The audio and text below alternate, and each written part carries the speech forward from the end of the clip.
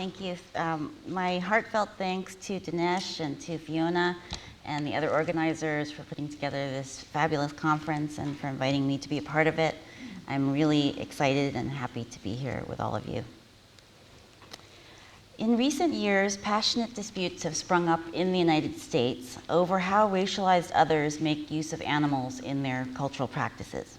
We've seen battles over horse tripping and cockfighting among Mexican immigrants, about dog eating by Asian immigrants, dog fighting by urban blacks, animal sacrifice by the Santeria, and whale hunting by native peoples. Today I'm going to discuss material from my forthcoming book, which has the same title as the talk, which looks at some of these conflicts and deconstructs the occasionally vitriolic and always illuminating discourses about race, species, and nature that are generated in these conflicts, race, species, and nature, in an age shaped by both multiculturalist assumptions and neoliberal imperatives. The main case I look at in the book is the battle that has unfolded over the past few decades over the live animal markets in San Francisco's Chinatown, the nation's oldest Chinatown and the symbolic heart of Chinese America. Since the 1990s, animal advocates, who are mostly white, have sought to regulate or shut down the live animal markets in San Francisco's Chinatown on the grounds that they keep and kill turtles, fish, frogs, and birds cruelly. The Chinese American community, a powerhouse in San Francisco life and politics, 1 out of 3 San Franciscans is Asian, almost all of them are Chinese, has vigorously defended the sale of live animals as a vital part of Chinese culture and has denounced the market campaign as an expression of racism and cultural imperialism. I also look at 2 other conflicts in the book: the uproar over the arrest and conviction of NFL, National Football League quarterback Michael Vick, who is black, on dogfighting charges in 2007, and the controversy over the decision by the Makah, a native people in Northwest Washington state, to resume whale hunting in the mid-1990s after a hiatus of 70 years. Today, because of time constraints, I'm going to talk about the Chinatown case and the Michael Vick case. For those of you who want to know more about the Makah whaling story, I hope I can interest you in reading that part of my book. So there are 2 prevailing interpretations of what is going on in these kinds of conflicts, and neither, to my mind, is very persuasive. First, we have mainstream media outlets like CNN and the New York Times describing what is going on as a clash of cultures, wherein the majority finds the minority's practice objectionable and asks, how far must a liberal multiculturalist democracy go to accommodate minority cultures? The problem with this interpretation is that it essentializes and reifies culture, suggesting there's a majority culture over here, a minority culture over here, and that the 2 collide like 2 physical objects in space. As critical theorists of various kinds have been telling us for some time, cultures are not actually fixed, homogeneous entities that map neatly onto particular groups and spaces. And really what we need to pay attention to are the social and political processes by which certain practices and not others come to be tagged as culture in the first place, and as objectionable culture in the second place, as Uma Narayan has elegantly discussed in her work. A second interpretation of these conflicts, favored by scholars in various fields, sees animal advocates as imposing a racist, cultural imperialist agenda upon minorities who are valiantly struggling to preserve their heritage. The problem with this interpretation is that its unreflective anthropocentrism leads it to simply ignore half of the story. So the domination of human majority over human minority is foregrounded, but the domination of humans over non-human animals is completely eclipsed, impoverishing the analysis of power and ethics. So what I want to suggest is that we look at these conflicts as sites where race, species, nature, and culture are produced and vigorously contested by different interested parties. Critical theorists and feminist theorists in many fields have shown us that differences are made, not given, and that they are produced as effects of power in a profoundly interdependent way. Consider the dualisms that form powerful undercurrents in Western culture. Power produces differences through these dualisms and is in turn reproduced by them. What gives them their force, these dualisms, in part, is that they are co-constituted and mutually reinforcing, as Val Plumwood, Donna Haraway, Anne McClintock, and many others have discussed. The Black person is made in the Western imagination, not just as not white, but as animal, savage, nature, other, body, object, alien, and slave. I'm especially interested here in what I call the conjoined logics of race and species, in how interdependent and mutually referential these two particular taxonomies of power are, and how profoundly they together shape whom we consider to be, in Judith Butler's words, a grievable life.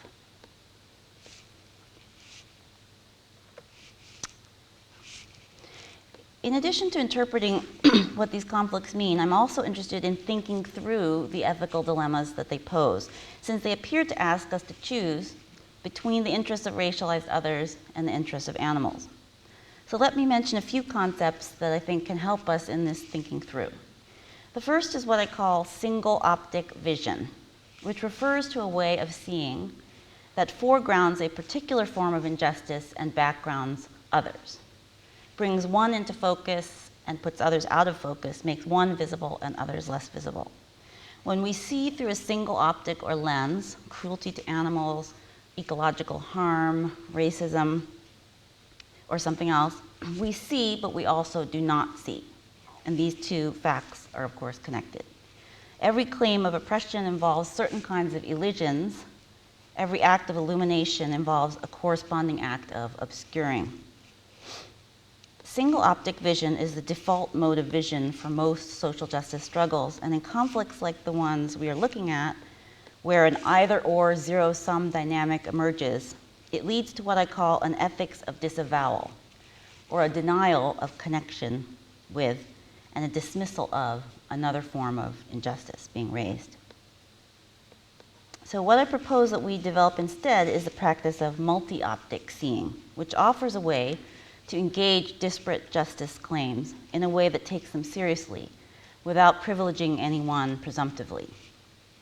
Jeremy Bentham's panopticon erected a single privileged external vantage point from which to surveil inmates, patients, and other powerless wards of the state. By contrast, multi-optic seeing entails seeing from within various perspectives, shifting back and forth among vantage points, inhabiting them in turn. This form of seeing decenters any single set of justice claims and resists the temptation to arrange justice claims in a hierarchy of importance. By refusing the seductive simplicity of a single optic storyline, multi-optic seeing offers a method for apprehending the articulated dimensions of domination in all of their messiness and moral complexity. If single optic reading asks us to choose which optic is more important in these conflicts, speciesism or racism, multi-optic reading asks us to see not only the import of both, but the profound interconnections between the two as mutually constituted expressions of power. This kind of seeing has the potential to reorient us towards an ethics of avowal, or open and active acknowledgement of connection, instead of that has nothing to do with me, this matters to me, this relates to me. An ethics of avowal is an openness to the suffering of others, an engagement with others in the fullness of their being. So I'll say more about that idea at the close of my talk. Okay, so I'm determined to use this little pen on here to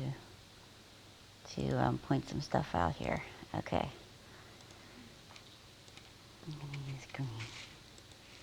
Okay, so we see here San Francisco, of course, the upper northwest part of California on the west coast of the United States. Here on the right, we have a map of San Francisco. It's hard to see here, but Chinatown is right here. And so it's roughly this area right here, up in the northeast corner of the city. Chinatown was created during the original settlement of Chinese laborers in California during the gold rush in the mid-1800s, and is a place with a bitter and storied past, a site of extraordinary efforts, at racial exclusion historically, and a site too of ongoing community resilience.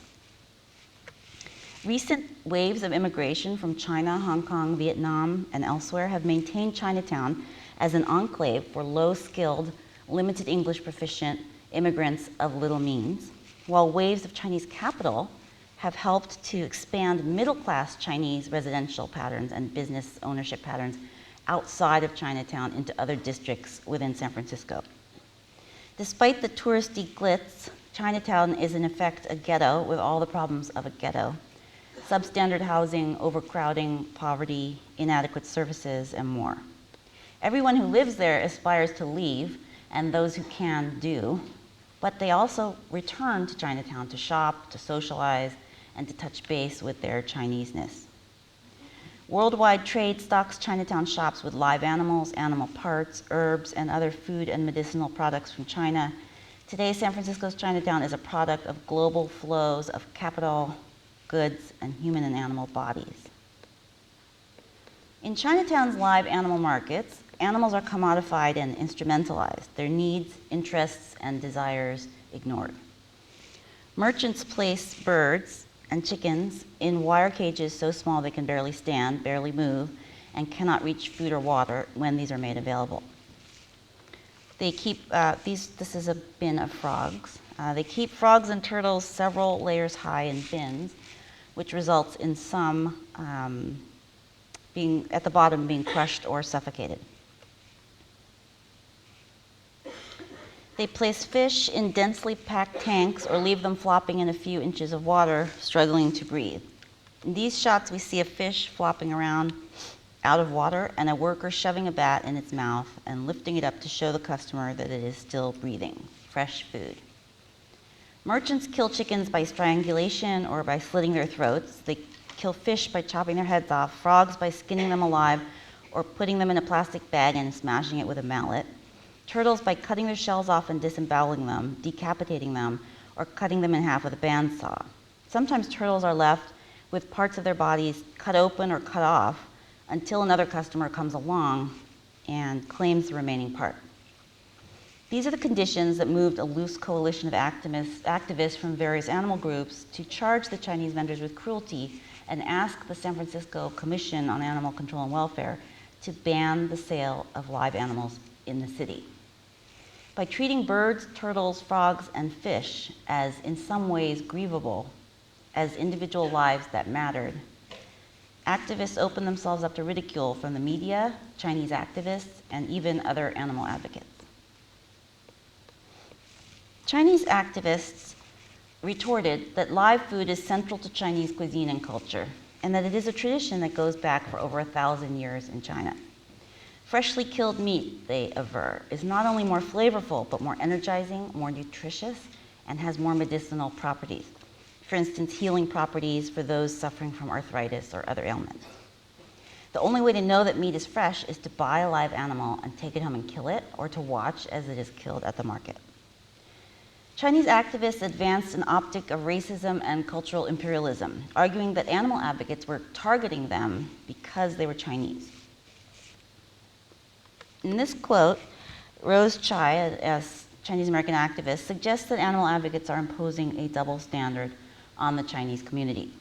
Are we so sure that if cameras were free to roam the slaughterhouses and meat factories that produce and supply the neatly packaged meat we buy at supermarkets, that the conditions there would not offend the sensitivities of many of us?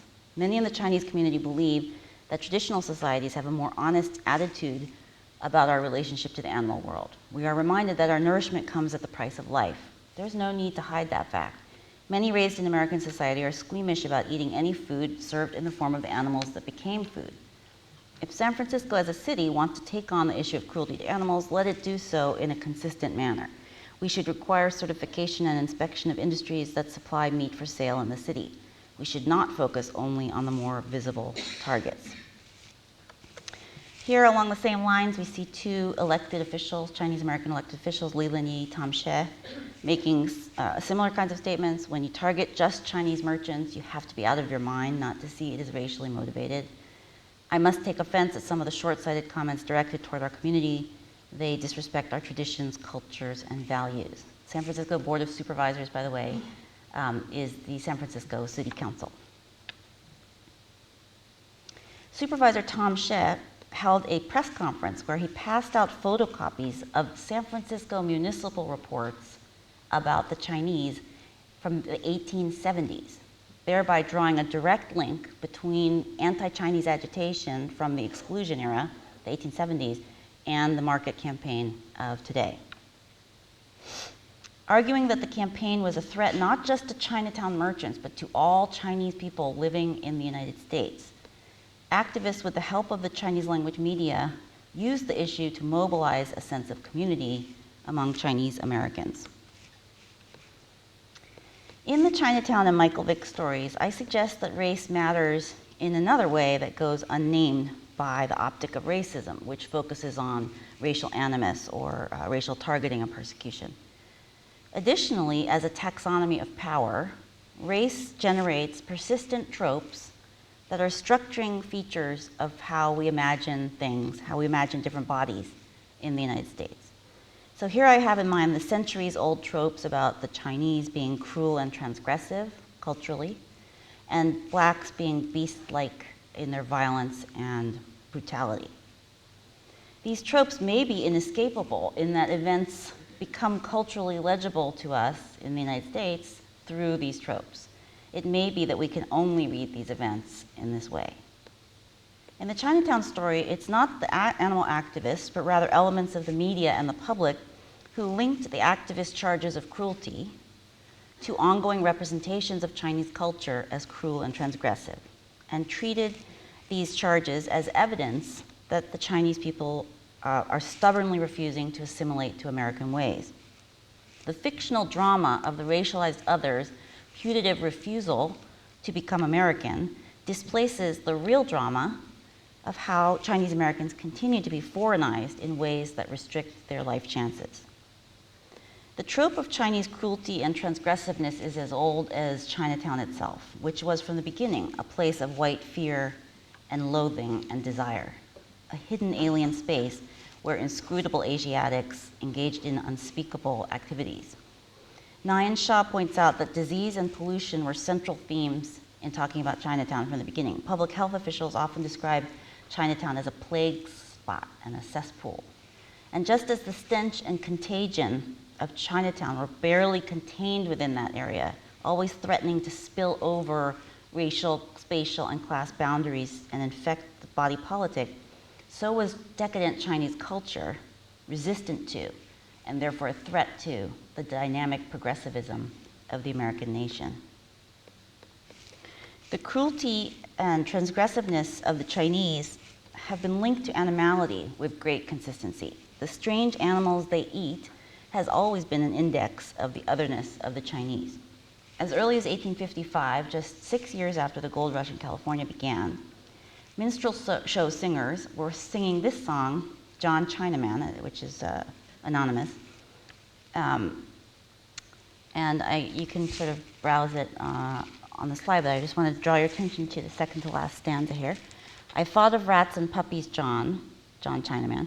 You'd eaten your last fill, but on such slimy pot pies, John, I'm told you dinner still. This trade card, which at the time was sort of like a brochure or advertisement, for the rat poison Rough on Rats from California in the 1870s, features a Chinaman eating a rat. And the slogan, "They must go," which is tiny, tiny print, but it's right over his head. The slogan, "They must go," is of course an echo of the call, "The Chinese must go," which was the rallying cry of the agitation of the 1870s that led to the 1882 Chinese Exclusion Act. Both rats and the Chinese, amassing hordes intent upon the destruction of Western civilization, are pestilential vermin to be exterminated without mercy. In recent years, as Americans have watched China's ascendancy as a global financial, military, and manufacturing power, the trope of Chinese cruelty and transgressiveness and the corollary theme of animality have persisted. Americans today imagine the Chinese as selfish and ruthlessly exploitative toward animals and the environment, using endangered animals in traditional Chinese medicine, generating pollution that harms the planet. as selfish and reckless regarding the health of others, manufacturing poisoned pet food and painting children's toys with lead, and cruelly indifferent to human rights, the one-child policy, infanticide, Tiananmen Square, political prisoners. That is, Americans imagine the Chinese as a foil to the humane, rights-respecting, law-abiding nation they imagine the US to be. When the SARS epidemic of 2003 was traced to the live animal markets of Guangdong, where a viral disease of zoonotic origins jumped the species barrier and infected humans, Chinese toxicity seemed to have been unleashed at last across the globe. At the behest of animal activists, the San Francisco Commission on Animal Control and Welfare held 8 months of public hearings on the live animal markets in 1995 and decided at the end of those hearings that they would advise the Board of Supervisors, the City Council, to enact a ban on the sale of live animals for food in the city. But the Chinese American community had enough political clout to prevent the board from acting. Animal advocates then tried a different approach, asking the California Fish and Game Commission in the state capital of Sacramento to ban the importation of live turtles and frogs for food, on the grounds that these animals sometimes get released or find their way into the wild, where they act as invasive species who harm native species through predation, competition, and disease.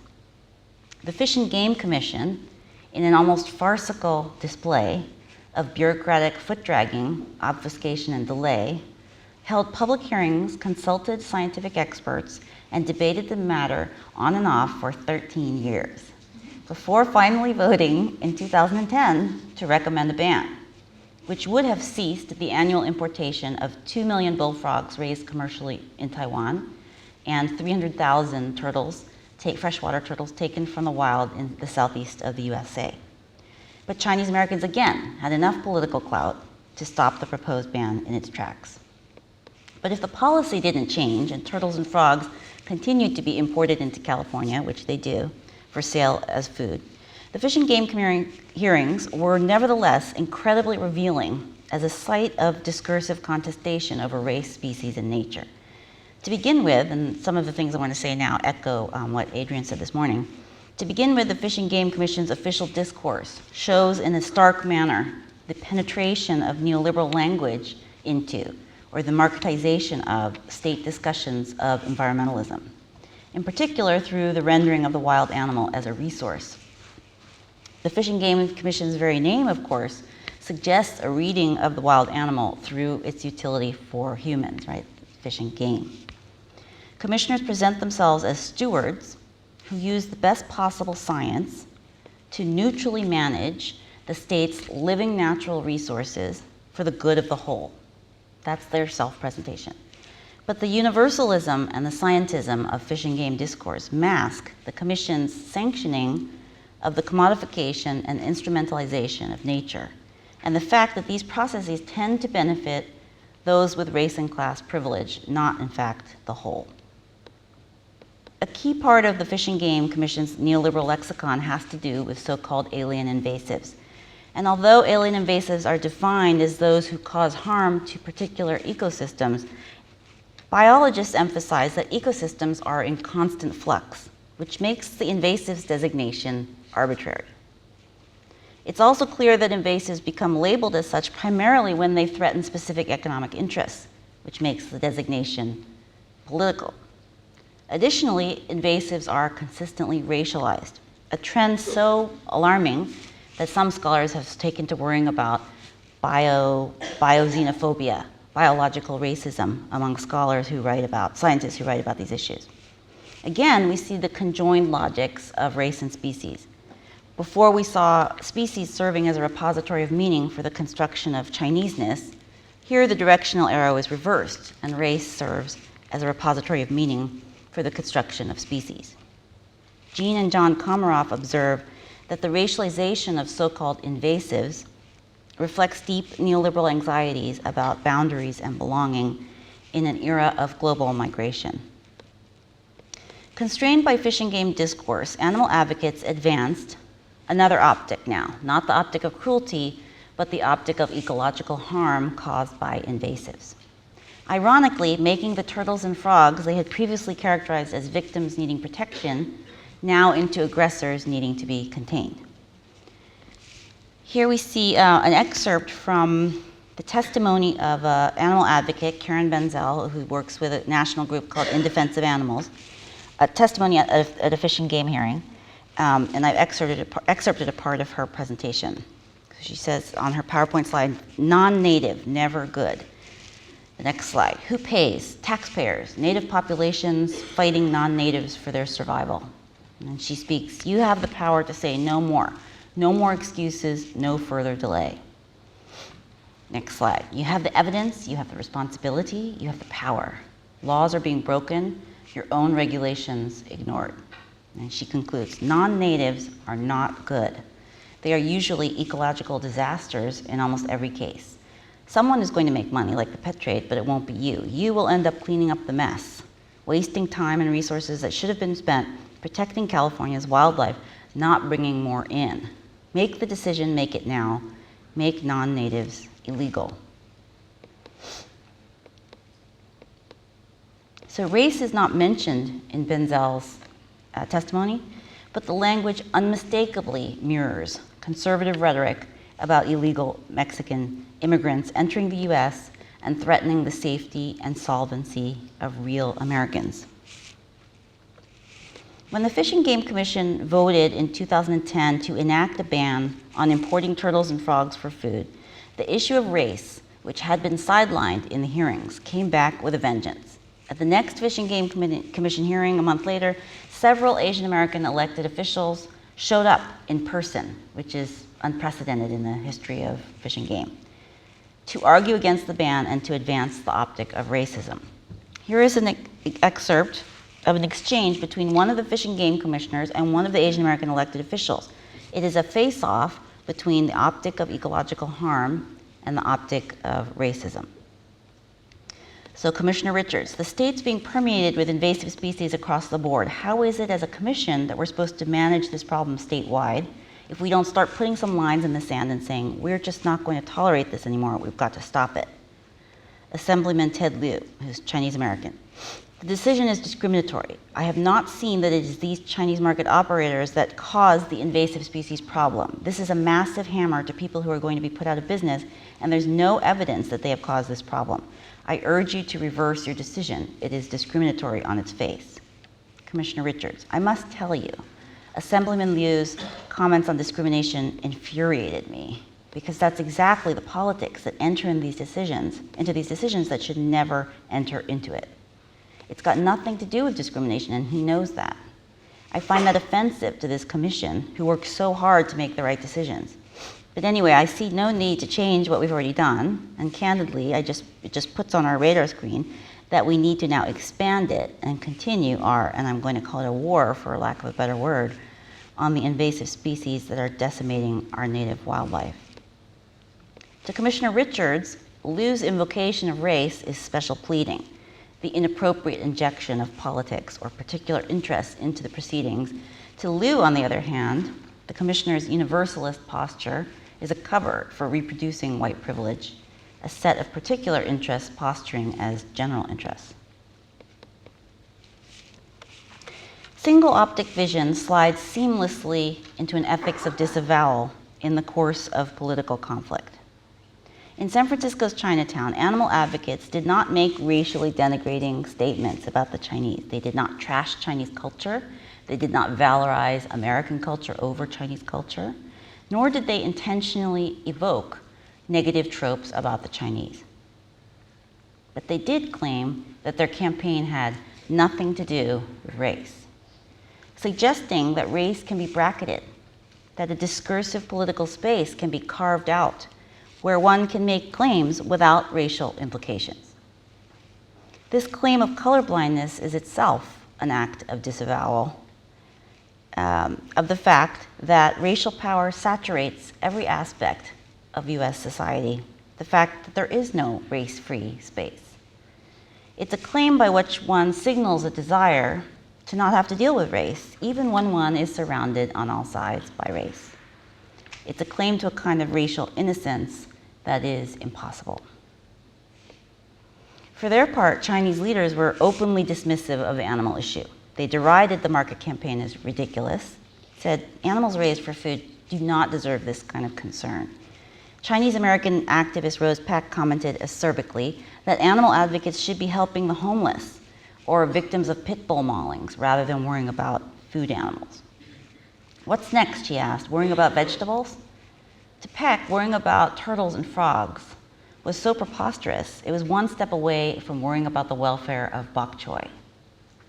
Human domination over animals and nature remains unmarked and normative here, just as whiteness, middle classness, maleness, and heterosexuality are unmarked and normative. The disavowal of the animal issue is unapologetic and complete. So I'm going to leave the Chinatown case for a moment and turn to the Michael Vick controversy, and in the end I'm going to circle back to the issue of ethical disavowal as it played out in both conflicts.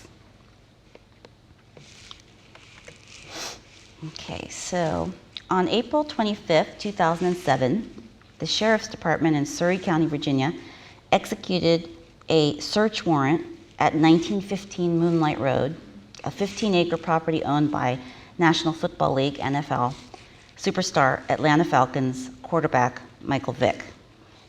So I want to show you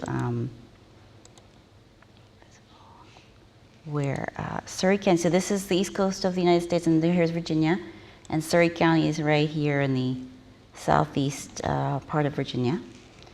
On the right, we have a picture of 1915 Moonlight Road, one of Michael Vick's properties. And this is the house where his friends stayed, lived on the property. And then back here is where the dogfighting operation took place. Kennels, dogfighting pit, and other things. At Vick's property, investigators found more than 50 dogs, many of them scarred or wounded, kennels, a fighting pit, and the standard paraphernalia of dogfighting, including breeding stand, treadmill, brake stick, and injectable steroids.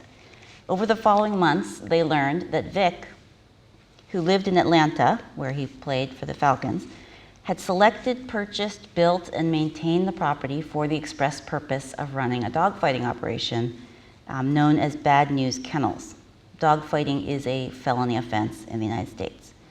Vick financed the operation, maintained several of his friends on the property to manage, breed, train, and fight the dogs, and visited every Tuesday, his day off from the Falcons, to supervise. Vick hosted fights involving dogs from other states and traveled with his dogs to fights in other states as well. Thus began Michael Vick's precipitous fall from grace.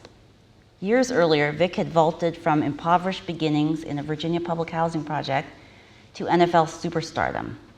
Recognized as a prodigious talent, he was the first African American to be chosen first in the NFL draft in 2001 by the Atlanta Falcons, and became the highest paid player in NFL history.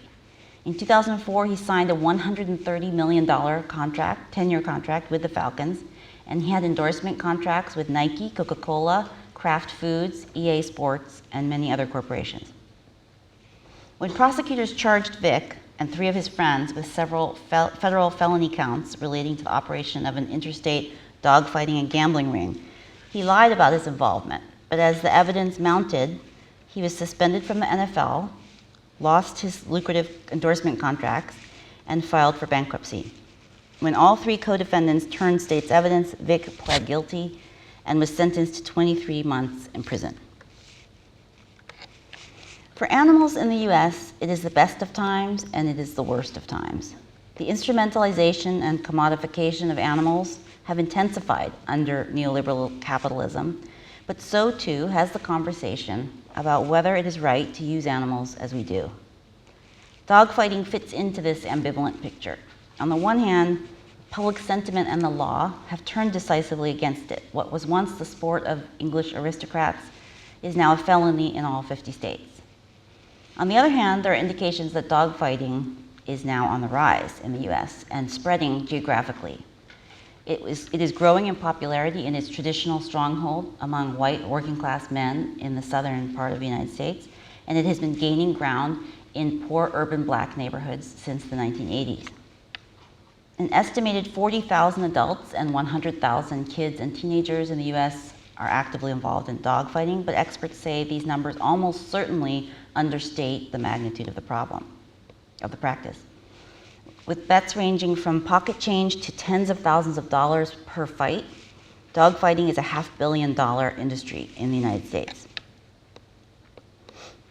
Animal advocates argue that dogfighting is unacceptably cruel, and that the cruelty lies as much in the way that the dog is made to live as in the way the dog is made to die.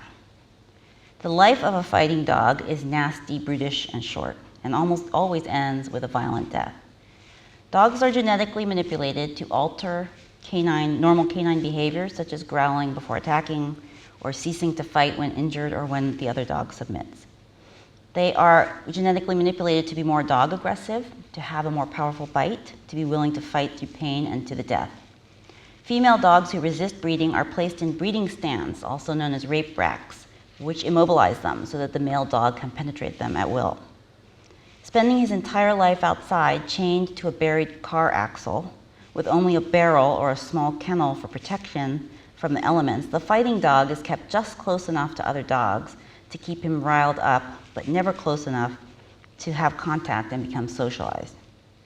Dog men, dog fighters, routinely starve, taunt, and drug dogs to heighten their aggression. And they use cats, small dogs, and rabbits, sometimes stolen family pets, otherwise known as bait, to create an appetite for killing and for blood. Even after being bred and raised this way, some dogs still fail the viciousness test. These dogs are promptly and brutally killed.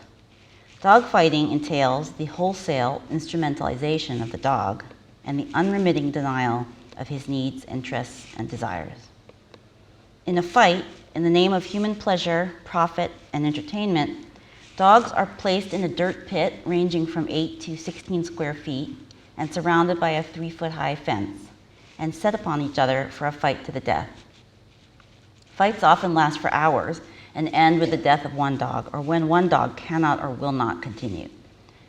Semenchik writes that a dog man capitalizes on his dog's desire to please him, changing position around the edge of the pit in order to be in the sight of his dog at all times. The dog's love for his person, his desire to please, is the force that drives him to his own destruction. Dogs who do not die fighting will often die hours or days later from broken bones, puncture wounds, blood loss, shock, dehydration, or infection.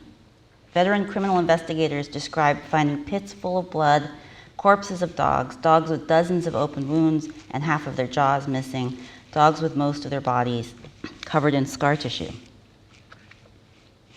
Consider this description of a fight. His face is a mass of deep cuts, as are his shoulders and neck. Both of his front legs have been broken, but Billy Bear isn't ready to quit.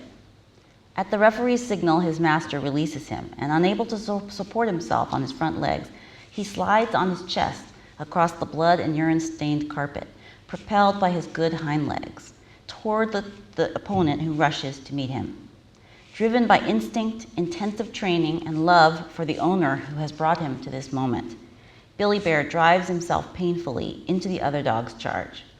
Less than 20 minutes later, rendered useless by the other dog, Billy Bear lies spent beside his master, his stomach constricted with pain. He turns his head back toward the ring, his eyes glazed, searching for a last look at the other dog, as he receives a bullet in his brain. Why must the losing dog be killed?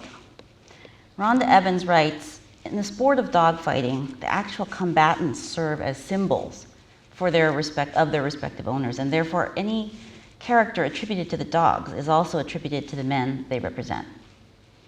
Alan Dundas's description of cockfighting as a thinly disguised symbolic homoerotic masturbatory phallic duel, with the winner emasculating the loser through castration or feminization, is an apt description of dogfighting too. Gameness, or the willingness to fight to the death, is the most prized quality, while the most despised dog is the cur, the one who turns away from the attacking opponent.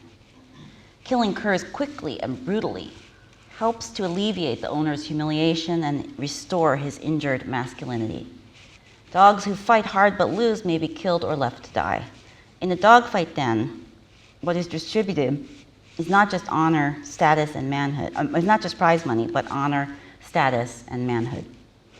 Symbol, commodity, and instrument. The dog is not a grievable life. Michael Vick was not caught in the act of fighting dogs or killing dogs, so the evidence against him, testimonial and forensic, had to be slowly pieced together to show what he had done.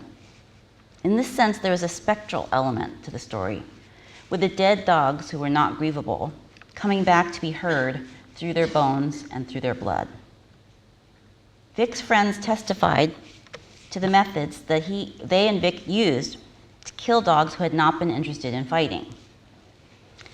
Hanging by a nylon cord thrown over a 2x4 nailed between two trees, drowning by holding the dog's head submerged in a 5-gallon bucket of water, shooting in the head, electrocution by attaching jumper cables to the dog and throwing him or her in the swimming pool, slamming him or her against the ground.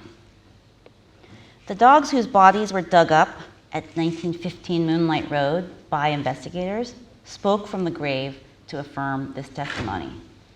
The forensic report on their bodies indicated facial fractures, broken necks from hanging, broken legs and vertebrae, and severe bone bruising. Most of the dogs had skull fractures, possibly from a hammer. Is haunting a form of justice where the ungrievable return to be grieved and to name their killer? Vick's defenders countered the focus on cruelty by evoking the optic of racism. Blogger Kim Platt, who is black, wrote, "Many in the black community believe that because of Vick's stature and fame and his blackness, he is being made an example of and suffering from overly harsh public censures." In the blogosphere, on radio and television and in print, Vick's defenders alluded to the US criminal justice system as a historic instrument of racial oppression and argued that whites took special delight in bringing down famous wealthy black men, such as Mike Tyson, O.J. Simpson, Kobe Bryant, Barry Bonds, and now Michael Vick. Some black civil rights community leaders, not all of them, but some of them, urged blacks to close ranks around Vick as one of their own. Reverend Joseph Lowry, a veteran of the Montgomery bus boycott and the civil rights movement in the US, said from the pulpit, "Michael Vick is my son. I have never met him, but he is my son." Southern Christian Leadership Conference President Charles Steele, too, said, "We need to support Vick, no matter what the evidence reveals." As in the Chinatown story, race figured here beyond the question of whether people were persecuting Vick because he was black. Race once again provided the interpretive frame through which the Vick story became legible to us as a story in the first place. It was not only or primarily animal activists who evoked historic tropes of blackness, but elements of the media and the public who took the charges against Vick and wove them together with persistent tropes about black masculinity, violence, crime, and animality, turning the Vick story into what I call a parable of black recalcitrance. Vick was presented a choice, the parable went, between ghetto, nightmare, criminality, evil, and bestiality on the one hand, and riches, dream, sport, goodness, civilization, and humanity on the other. What made the parable so dramatic was that he overcame his origins in biology, made the right choice, achieved the American dream, only to slip back and lose everything. It was that slipping back that made it a story of recalcitrance, of his character's resistance to improvement. In the early 1800s, proponents of slavery in the US argued that the institution improved and civilized the Negro, but only provisionally, that his brute-like nature would reassert itself once the chains of slavery were removed. Michael Vick let down his guard and predictably reverted to type. The threat of blackness, as compared with Chineseness or Indianness, is uniquely biological, uniquely incorrigible. As an interpretive frame, we could think of the parable of black recalcitrance as a mode of displacement, where the drama of individual choice and responsibility displaces attention from the systematic, institutionalized violence that is inflicted against both black people and dogs in US society. There is one picture in particular that expressed this parabolization of Vic's story. In 2010, Black entertainment television aired The Michael Vick Project, a 10-part series that described his rise, fall, and attempted comeback. Partly a chronicle of penitence, mostly a hagiography, the series was a centerpiece of Vic's strategic effort, aided by at least 7 public relations advisors, to rehabilitate his public image. Consider the opening graphic of the series. So we have the headshot on the left, we have crime, tragedy, shame, fear, failure, consequence. On the right, punishment, triumph, honor, courage, redemption, truth. And at the bottom, a summarizing statement, a life in progress. The Michael Vick Project was not just a film about or by Vick. Michael Vick is the project. The parable of Vick's recalcitrance works off of a particular mode of imagining Black men in American professional sports. In the National Football League and the National Basketball Association, the Black male athlete, unlike the white male athlete, is figured ambivalently as admirable and frightening, heroic and abject, commodified and criminalized, a site of both desire and terror. John Hoberman writes of the white psyche's anxious oscillation between idealized and demonized images of Blacks who are always denied normal human status. This ambivalent figuration produces a suspenseful tension where the Black athlete is seen as always unpredictable, always about to be out of control, about to revert to type, about to be a prisoner, once again, of his own biology. And it produces a situation where the Black athlete's misdeeds are greeted with both harsh condemnation and a pointed lack of surprise. This tension, of course, right, that the Black athlete is both heroic and abject and always unpredictable, about to be out of control, is precisely what the commodification of the Black male athlete under neoliberal capitalism requires, because it is this dangerous edge of Blackness that lures the white consumer, even as the white consumer insists that that Blackness be made safe for his consumption. David Leonard writes, Black bodies, even those living the American dream, functioning as million-dollar commodities, are contained and imagined as dangerous, menacing, abject, and criminal. I would add, as animal. Race and species are conjoined logics. Indeed, race has been so closely sutured with species historically that we might think of race as a metric of animality. From the Middle Ages onwards, Europeans viewed Black people as the lowest types of humans, ranking them below whites and just above apes in the great chain of being. The boundary between these two, Negroes and apes, was a matter of great interest and fierce debate for centuries. And the Negro was variously characterized over these centuries as an ape, as ape-like, as closest to the ape. In the mid-1800s, as standard bearers for the American School of Anthropology, Josiah Nott and George Glidden explicitly located Africans midway between Europeans and apes. Along with Samuel George Morton, they used data from craniometric investigations to not only rank races, whites on top, Indians in the middle, Blacks on the bottom, but to argue that they were different species altogether. Many of the cartoonists who satirized Michael Vick traded avidly in animal and racial tropes. The most salient idea was one of reversal between Vick and his dogs, between the Black man and the animal, as in this image and also this image. Perhaps the most startling cartoon is this one, showing Vick sitting in what looks like an electric chair placed in a tub of water while a dog holding electrical wires approaches. This unforgettable image suggests that Vick deserves a taste of his own medicine, but it also appears to legitimate the wanton criminalization of Black men and the use of criminal justice as a tool of racial terror in the United States. The threat of Blackness is so incorrigible that a Black man must be contained or else killed, as journalist Tucker Carlson suggested when he opined on Fox News, a conservative channel, that Vick should be executed for what he had done to dogs. In these cartoons, the state champions the just cause of animals, the animal control van, the allusion to capital punishment. The recalcitrant Vick victim of his own bad choices, is dealt with in a mode that can only be described as murderously carceral, and the state's complicity in inflicting institutionalized violence on blacks and dogs is effectively and quietly elided.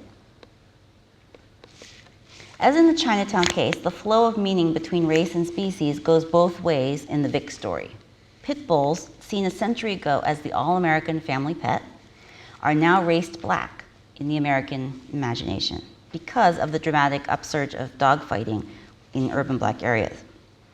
Like blacks, pit bulls have been constructed as a group of beings whose behavior is biologically determined as ruthless, violent, and dangerous. Like blacks, pit bulls are often victims of a shoot first and ask questions later policy by the police. Like blacks, they are objects of public loathing and fear, whose very presence provokes a strongly disciplinary, if not murderous, reaction. In hundreds of counties and cities in the US, pit bulls have been the focus of breed-specific legislation, sometimes called breed discriminatory legislation, which many critics decry as canine racism. The plight of pit bulls in the US is simply catastrophic today. They constitute up to 60% of shelter populations in the United States. Many shelters immediately kill them upon intake and do not ever put them up for adoption as a matter of policy. They are the most frequently euthanized dog in the United States. This is why pit bull advocates saw the Vic case as a once-in-a-lifetime opportunity to make pit bulls like this one, rescued from Vic's kennels, objects of sympathy to render them grievable wives.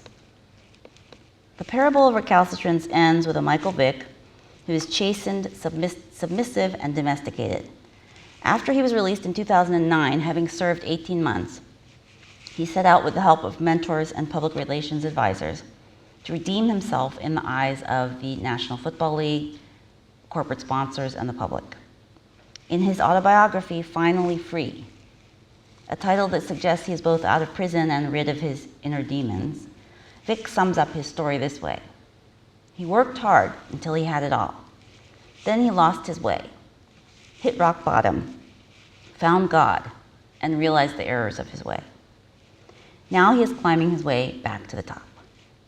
The book is part American Dream, part autobiography of Malcolm X, with some Greek mythology thrown in, because Vic compares himself, I think on more than one occasion, to Icarus, right, who flew too high, too close to the sun, too high and too close to the sun. Vic's spectacle of penitence, his quiet apologies, his subdued demeanor, and the assumption of a new role as an anti-dogfighting spokesperson for the Humane Society of the United States achieved its purpose. Vic was reinstated by the NFL, signed by the Philadelphia Eagles, re-signed by Nike and other corporate sponsors, and in 2011 signed an $80 million 5-year deal with the Philadelphia Eagles. Oh, sorry. Once again, the cruelty optic and the racism optic each move toward an ethics of disavowal in the heat of political conflict. Animal advocates did not employ explicitly anti-black rhetoric about Vic, but their claims of colorblindness in the face of ongoing racial oppression, their insistence that the Vic case had nothing to do with race, was indeed a form of disavowal. One caller on National Public Radio's Talk of the Nation said, "I don't care if Michael Vick was black, white, green, purple. To me, this is not a story about color." But in saying this, the caller showed that she or he missed the crucial point, that no one in the history of the United States has been enslaved, auctioned off, or lynched because they were white, green, purple, or orange. At the same time, Vic's defenders trivialized concerns about the dog's suffering. They briefly acknowledged his misdeeds, but argued that his public excoriation was excessive. Dogs, after all, are just animals. Consider this exchange between radio host Allison Keyes and scholar Michael Eric Dyson, both of whom are black. Keyes: "So what disturbs me is that an African-American man who came from that legacy of slavery could do the same thing to dogs that white people did to us during the Civil Rights Movement." Dyson: "True, there's no question about that, but you know what? We're not dogs. We're not animals. We are African American human beings. What Vic did was reprehensible, but to put dogs and animals parallel to Black people is the extension of slavery, not its contradiction. Keyes points out the ironic link between the brutality of racism and Vic's brutality toward dogs, but Dyson brushes aside her comments and recenters race as the only subject at hand. It's easy to understand how we get to the point of mutual disavowal. We are, many of us, passionately concerned with a particular issue. And seeking to bring it into focus, we necessarily, if unwittingly, put other issues out of focus. When it appears a zero-sum situation, we do what we think we need to do to advocate for our issue. What a multi-optic reading of the Chinatown and Vic stories suggests is that this is a strategy we can no longer afford, if we ever could. Is it reasonable to labor away in our separate silos and disavow one another, while neoliberal capitalism is generating unheard of inequalities among human groups and unheard of planetary damage? The insight of intersectional analysis that dimensions of power are deeply conjoined calls for a broader political commitment to justice, not just justice for animals, not just justice for Black people or justice for women, but a broader vision of a world wherein relations of exploitation and violence are transformed into relations of respect and mutuality. Even this brief glimpse at the conjoined logics of race and species, two taxonomies that instrumentalize different bodies and convert them into disposable commodities, shows us that the struggle against racism and the struggle against speciesism, while not the same struggle, are not separable struggles either.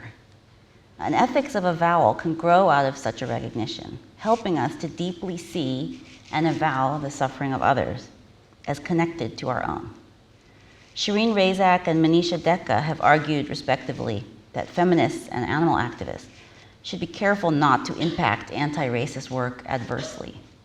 I think this is useful advice, and I want to go a step farther, beyond an admonition about accountability and doing no harm, to an exhortation to a sense of openness to others and an engagement with others in the fullness of their being.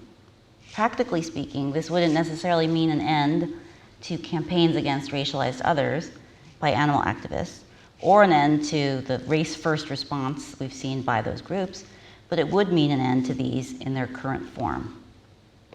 If Val Plumwood is right, that the task ahead of us is developing a transformational politics that challenges the very instrumentalizing stance that lies at the core of neoliberalism. How can we refashion our scholarship and our activism today with this goal in mind? How can we contribute to this project by continuing the work some have already begun in reimagining the human, the animal, and nature outside of relations of dominance? How do we enact justice in a multiracial, multi-species world? Thank you.